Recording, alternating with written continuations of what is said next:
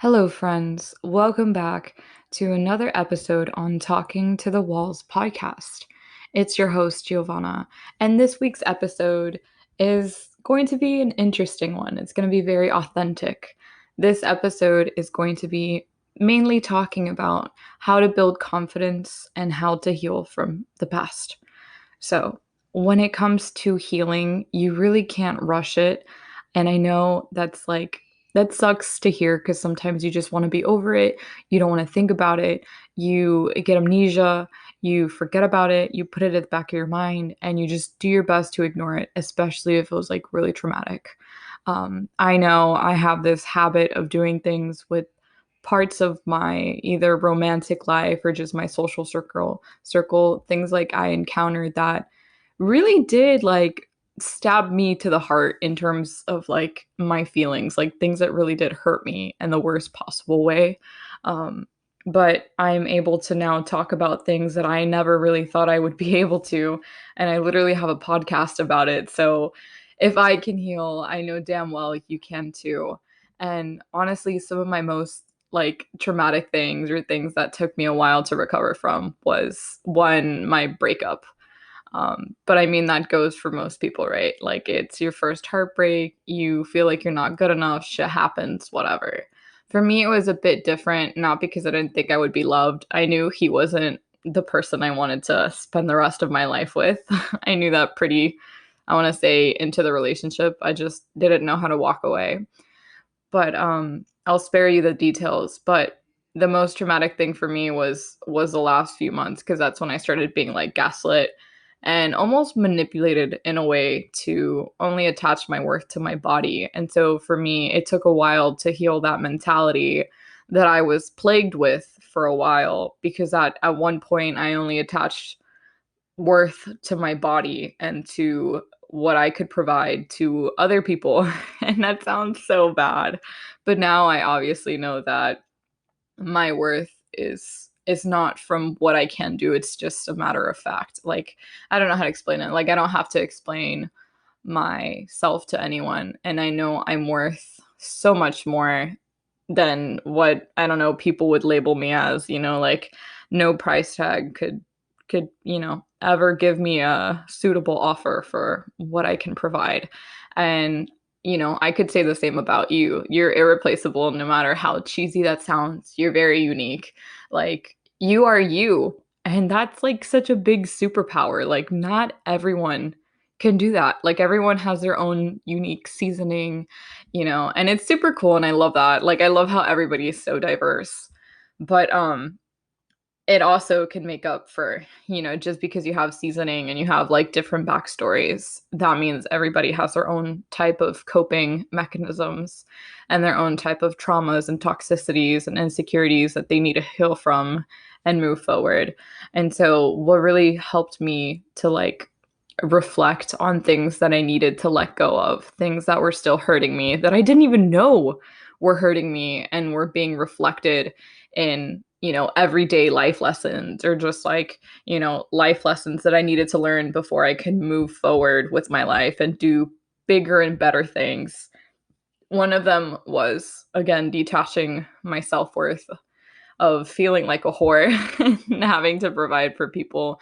That was one of my life lessons. Another one that I think I recently learned was that being very raw at this moment is just like, you can't beg people to stay. Not that I'm ever the type to get on my knees and beg someone to stay. No, F off. Like, I won't do that.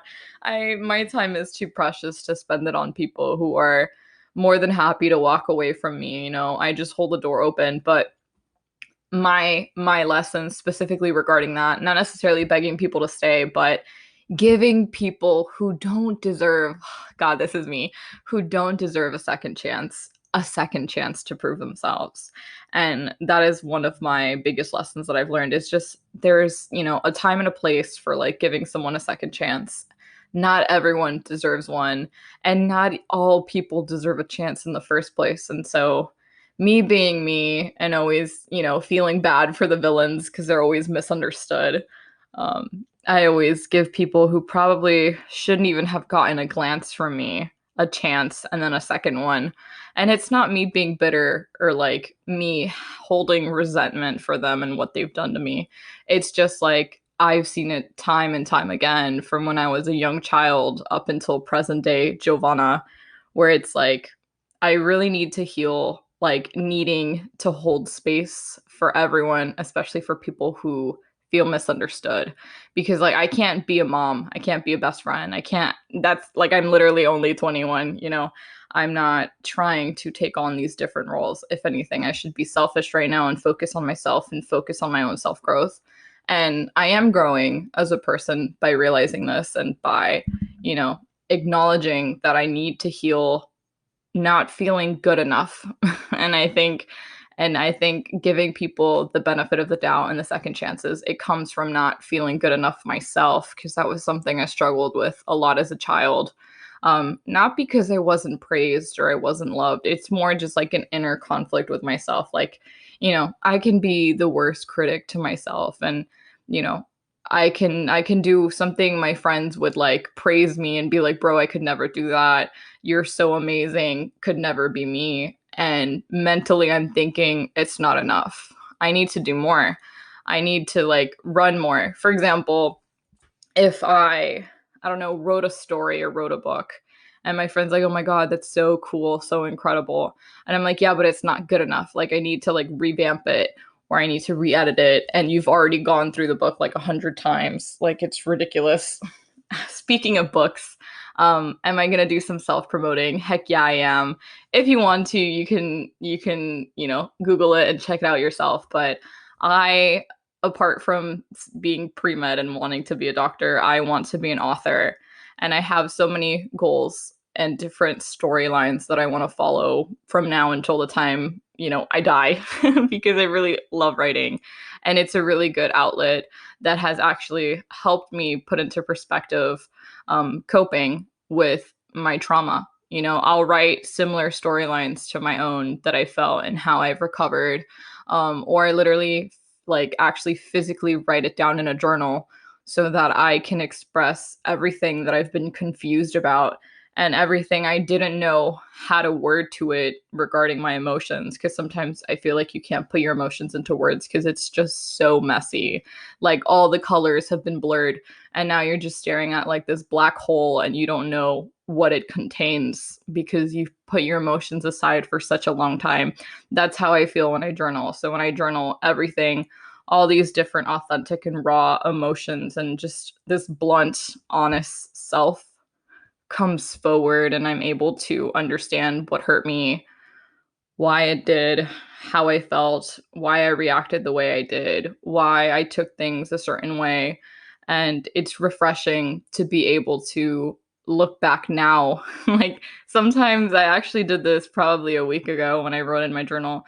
I got curious about the girl I was, because I'm not saying I detached myself from who I used to be, but I've just grown so much. You've just, you know, I've gotten used to growing and being open to new things and not being correct all the time because it's just boring. And just, I don't know, just being content with who I am and not really having my insecurities get the best of me. Um, and I've just been enjoying life. And so when I look back into my journal and I see all these things I used to be struggling with and my insecurities and feeling heartbroken and feeling like I was a piece of shit that no one cared about, it's just so interesting to see how far I've come and the things that really did help me and the people that stuck by me. And, you know, like if I wrote down in my journal a gut feeling, it would always come true. And it's literally so funny. I'm like sitting here recording this and I have like tears in my eyes. Um like for example, just recently in my love life, not calling anyone out. Am I single? Yes, I'm single. Am I looking? I'm not looking. Um as I was saying, I went on this date recently, or I had started talking to this guy that I had met off Bumble, which honestly, after I downloaded, Bumble and Tinder again, I realized why I hate online dating and deleted that shit like a week after. Just because it's not for me. I know a lot of friends of mine are successful, but honestly, it's just not my thing. And I was reminded why. Even though I will say this, it was an accomplishment of mine to stay there for like a solid week, because most of the time I don't even last maybe 72 hours on that app. I always just delete it. And I always feel like when I do that, people probably think I'm catfishing them, but I'm not. I promise. I hope I'm not a catfish. But so I ended up meeting this guy. Let's call him Alexis. That's not his real name, but let's call him Alexis. And me and Alexis, like, we clicked, and then we ended up hanging out, which you're probably going to be like, Giovanna, that's a red flag.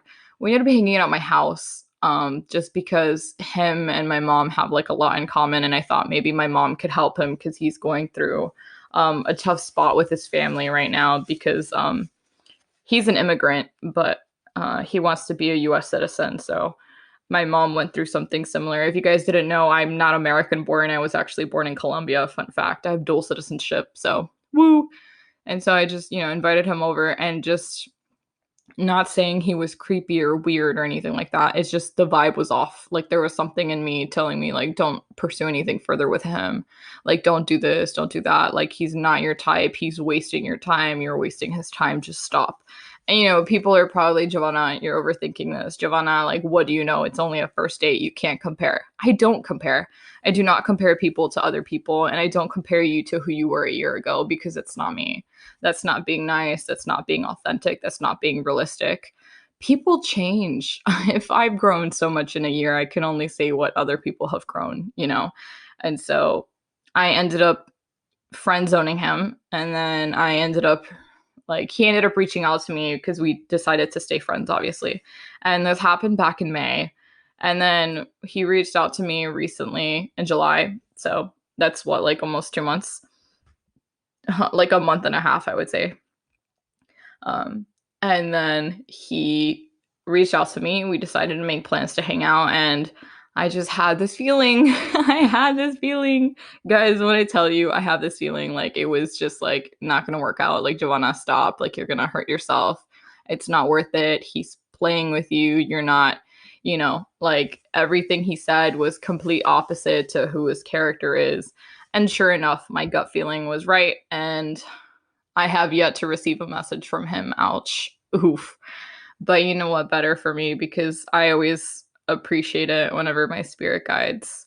I don't know if you guys are spiritual. I'm pretty spiritual. I believe in everything, including unicorns, and I call myself a unicorn because that's how I identify regarding my spiritual beliefs, just because I feel like, I don't know, I feel like if you say something and then you believe in other things, the waters that used to be clear can get really muddy, and then people can just, I don't know, be a snake in your freaking pond and attack you, if that makes any type of sense.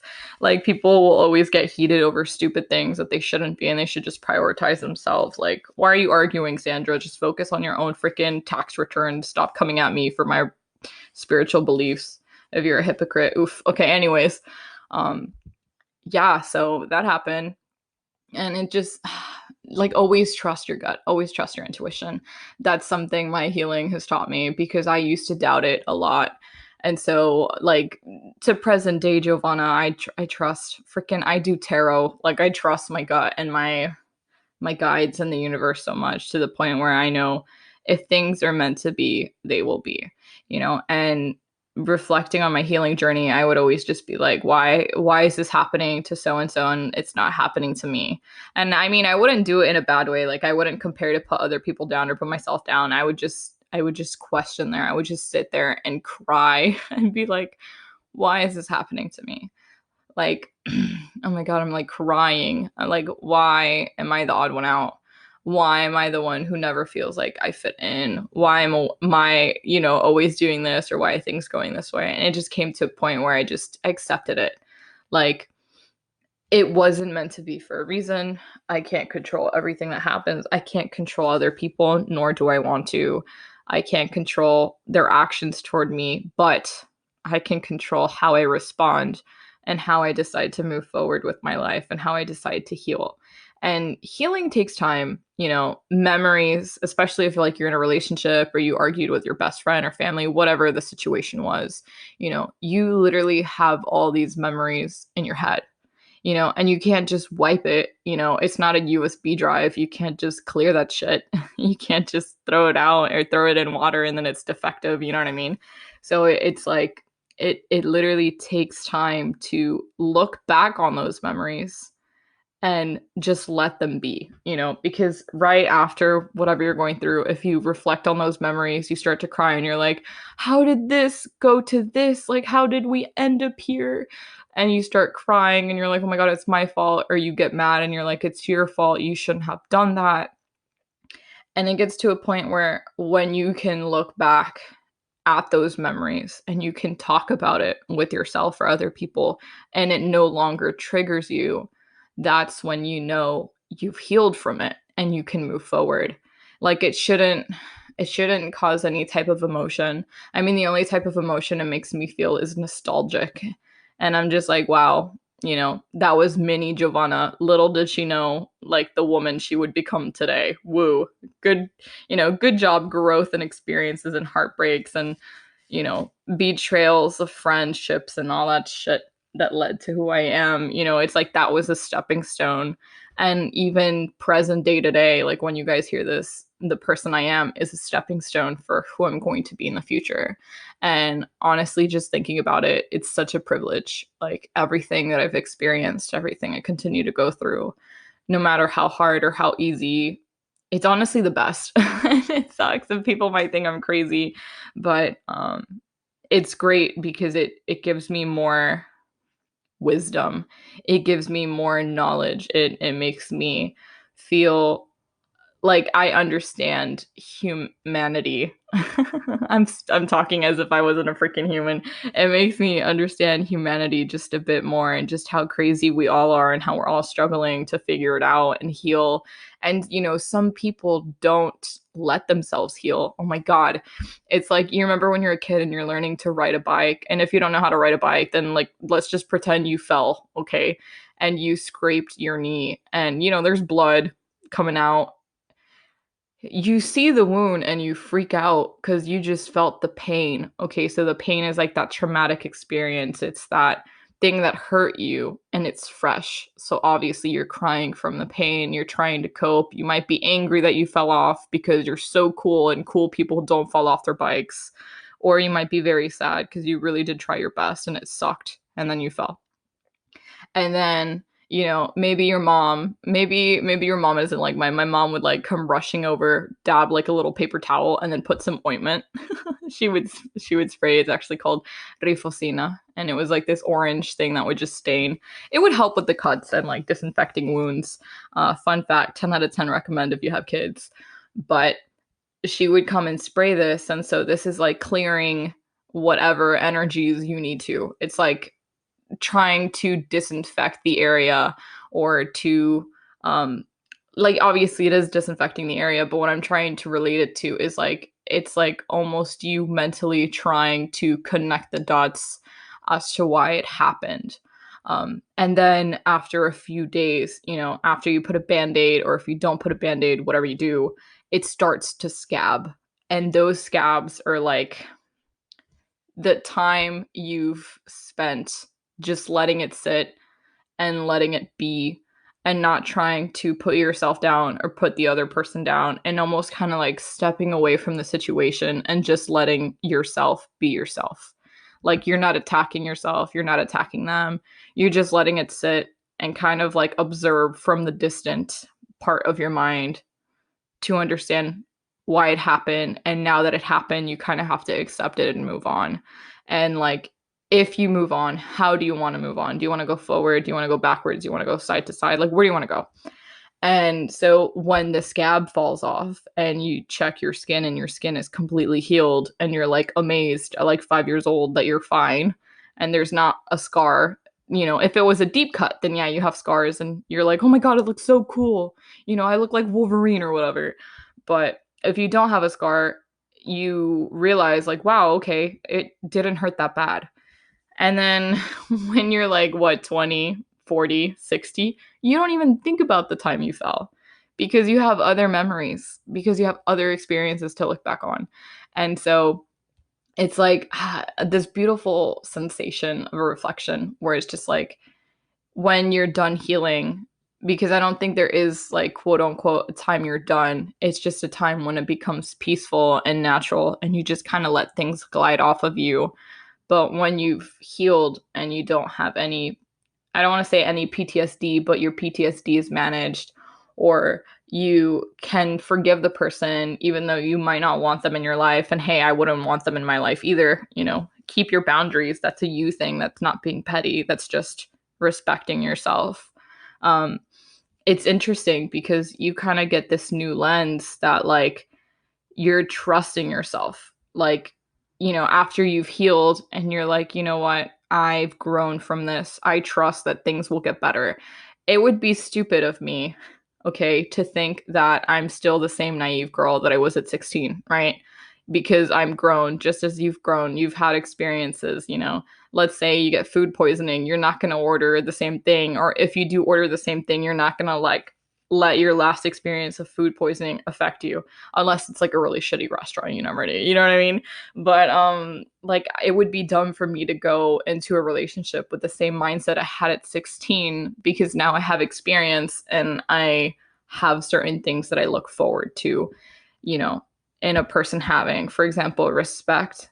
If they get along with my family, if they I don't know, are willing to do little things for me, like hug me when I'm stressed and crying, you know? So it's just like, I wouldn't just think love is love, like the Disney movies where you fall in love, love at first sight, and oh my God, you have to stick with them because that's that. So it's the same thing with healing and going into new experiences, new friendships, new, you know, relationships, whether it's platonic or it's actually, you know, intimate. And so this all just goes to say is that because you've grown, you trust yourself more, you trust your intuition, you trust how you are, you trust your habits, and you just kind of get like a really good sense of detecting people's vibes, whether or not they vibe with you, and whether or not they will put you through something bad. I mean, obviously, you can't always predict that right off the bat, but you know, a person's behavior and the way they carry themselves is pretty prevalent when you hang out with them, the way they talk, and you know, just the little things. But we all know this. So, if someone ever like puts you down or makes you feel as like you're worth less, you trust yourself that like you trust yourself because you know you're worth more. And if they ever make you feel as though you're beneath them or you're belittled or you're not appreciated, it's easy for you to walk away from that situation just because when it was hard for you to and you took the brick to the face that made you realize, hey, the situation wasn't good for me. These friends were toxic. This, you know, my partner, my significant partner was abusive, like all this stuff. You know, you've racked up this experience. So now that you won't put yourself in similar situations and you trust your worth and trusting your worth and like, just, you don't know. It's kind of like, how do I explain this? Like you have it in the back of your mind. You're like, I'm worth $1,000,000. And if you don't have it, then you can't have me. And you just kind of keep it back there and you don't have to, you know, express it. And that's how you start to build confidence because you know what you want, you know what you're not going to settle for. And if you don't have confidence, because again, maybe you got out of a toxic situation or people were putting you down, if it's physically and mentally, what I would suggest doing that I literally, it helps me a lot is I literally look in the mirror. I stand in the mirror, okay? And I literally tell myself and I just give myself like a minute or two just staring at me because it sometimes blows my mind that I'm here on this planet, I guess, doing the things I do. And I just appreciate my body. Like I will literally say 5 to 10 things I'm grateful for and appreciate about myself, whether it's mentally or physically or it's abstract. And I'll say them out loud and it'll be to a point where I do this almost every single day, I guess. And I would start doing it by like saying affirmations. Like I look at myself and I'm like, I am smart. I am beautiful. I am amazing. I am hilarious. Everybody loves my jokes. Oh my God. I mean, I don't do that, but I do say I'm great, I guess. And I'll just be like, I'm intellectual, I'm amazing, I love traveling. I'll just say all these like random and like affirmations that make me feel confident. The traveling one is weird, I guess you could say, but I'm manifesting that shit because I need a break. And so I just look in the mirror and I tell myself, I'm like, you are healthy, you are happy, you're confident, you are bold, you are amazing, you're empowering.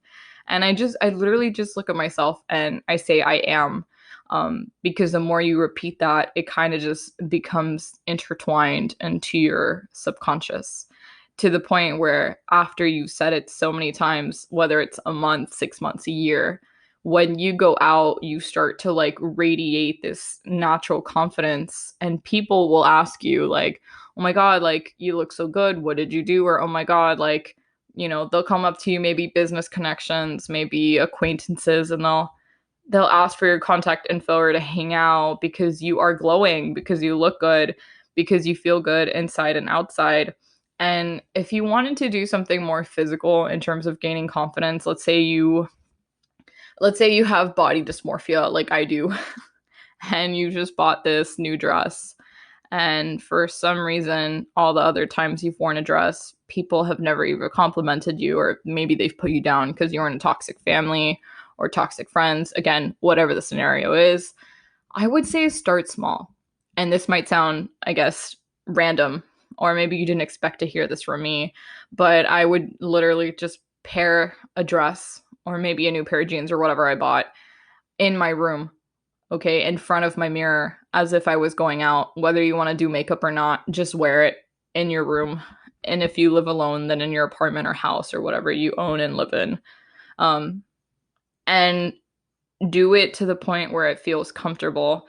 And then after that, maybe go into your front and backyard. And that sounds really random because you're like, Giovanna, like, what do you mean front and backyard? Like, what if I'm wearing, heels and a dress? Well, then, miss, put on some sneakers or something. No, I'm serious. Go outside and just wear it and just vibe with it. And by doing these small actions, you'll then gain confidence and feel comfortable in these clothes because you look good, because you look good and you're glowing and you feel good. So then you can wear it to a gas station, you could wear it to Target, you could wear it to your doctor's office. Like, whatever you're wearing, you feel more comfortable in it because you've allowed yourself to put it on in a place you feel comfortable, that you trust, because you're there, you're alone. And by doing that, it makes it less scary, and you just gain confidence to try on new things, because at the end of the day, no one cares if Barbara wore a new dress. No one cares. As long as Barbara cares that she felt comfortable, she looked good, and it made her feel good, that's all that matters. And so it sounds like an easy concept, but sometimes it can be intimidating to people who have been put down, to people who have been, either been called overweight or anorexic, or even nothing. You could have been called perfect and you can still struggle. And so it's interesting because I actually learned that tip from a friend of mine. And she's the one who told me that because she didn't feel comfortable wearing leggings. And you're probably listening to this and you're like, she didn't feel comfortable wearing leggings.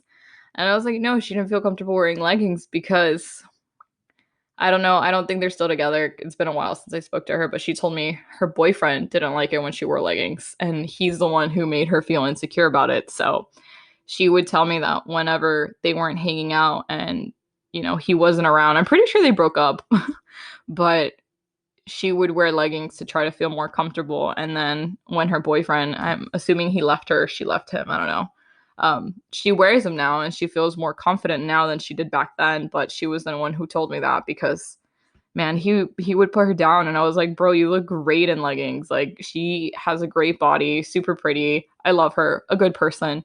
But you wouldn't expect to hear that from her, no? You'd be like, oh my God, she's so cute, she's amazing. Leggings? Like, that's your insecurity? Like, you don't think you look good in leggings? And then that stemmed from a person who was close to her that made her feel like that. I don't know. And now she rocks them. She'll wear them to the gym. She'll wear them in public, because leggings are leggings, right? But it just goes to show you, like, progress takes time, and it's okay to fail sometimes. as long as you realized that failed and you're willing to get up and try again. Obviously if you need like help, right? Make sure you go to therapy and you get help. Have a support system, whether that's friends, whether that's your own self hyping you up.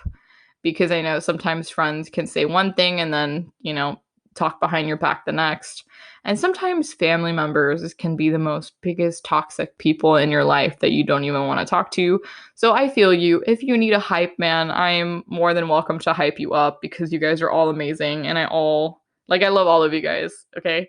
And you deserve to live your best life, you know, in your own authenticity. I struggled to say that word, fun fact. And just embracing who you are and what you want to do. Don't let anyone ever put you down or make you feel you're less than them. You're not. If anything, they're the ones with the insecurities. They need to focus on themselves. And if I was to ever give them an Uber, a free Uber, I would send them to therapy because people like that are the cause of other people's problems low key and they're the reason why people go to therapy. So obviously take everything I've said with a grain of salt. If you relate to it, please feel free to DM me on Instagram at Talking to the Walls podcast on Instagram, or feel free to shoot me an email at talkingtothewallspodcast@gmail.com. I love you guys. I hope you guys enjoyed listening to this, and I will see you in my next episode. Bye.